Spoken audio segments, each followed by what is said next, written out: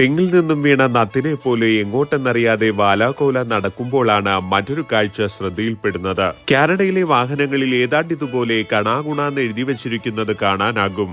അത്ഭുതമെന്ന് പറയട്ടെ, ഇതൊക്കെ ഇവിടുത്തെ വാഹനങ്ങളുടെ നമ്പർ പ്ലേറ്റുകളാണത്രേ. എടാ വിജയ, എന്താടാ ദാസ, എടാ നമുക്കെന്താ ഈ ബുദ്ധി നേരത്തെ തോന്നാത്തത്?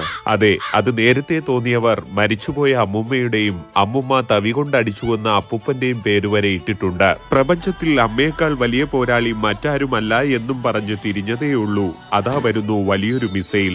അപ്പന്റെയും ചേട്ടന്റെയും ചേച്ചിയുടെയും അവന്റെയും ഇവന്റെയും എന്തിന് വെഞ്ഞാറമൂട്ടിലെ രമണിക്കുഞ്ഞമ്മ വരെ ഇവിടുത്തെ റോട്ടിലുണ്ട്. കാനഡയിലെ വാഹനങ്ങളുടെ നമ്പർ പ്ലേറ്റുകൾ നമുക്ക് വേണ്ട രീതിയിൽ രൂപകൽപ്പന ചെയ്യാവുന്നതാണ്.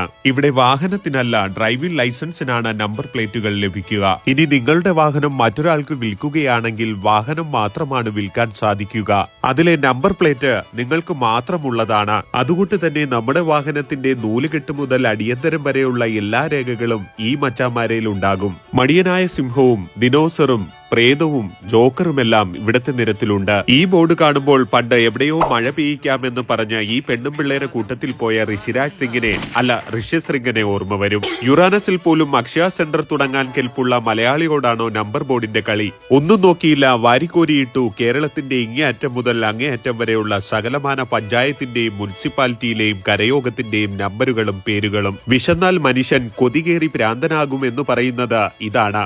ആഹാ, അടിപൊളി. കാറിനിടാൻ പറ്റിയ നല്ല അന്തസ്സുള്ള പേര്. ഈ പൊട്ടന്മാർക്ക് ഇത് എങ്ങനെ സാധിക്കുന്നോ ആവോ. ഒന്ന് തുമ്മിയതാണ്, അതാ പോകുന്നു ആ ഹച്ചി. ഇതിന്റെ കുറവ് കൂടിയേ ഇവിടെ ഉണ്ടായിരുന്നുള്ളൂ. ഇപ്പോൾ എല്ലാം പൂർത്തിയായി. നമ്മുടെ നാട്ടിൽ നിന്നും ചുക്കും ചുണ്ണാമ്പും മോട്ടിച്ചു വന്ന സായിപ്പ് സ്വപ്നത്തിൽ പോലും കരുതി കാണില്ല ഇത്തരമൊരു ട്വിസ്റ്റ്. പക അത് വീട്ടാനുള്ളത് തന്നെയാണ്. സോറി സായിപ്പേ.